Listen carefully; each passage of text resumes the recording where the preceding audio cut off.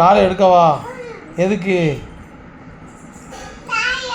எதுக்கு பாப்பா கால் எடுக்க சொல்லுதா? எதுக்கு பாப்பா கால் எடுக்க சொல்லுதா? ஆ எதுக்கு கால் எடுக்கணும்? காலை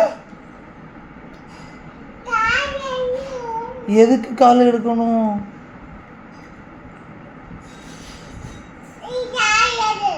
எடுத்தா ஆ எது இங்கே கீழே வைக்கணுமோ?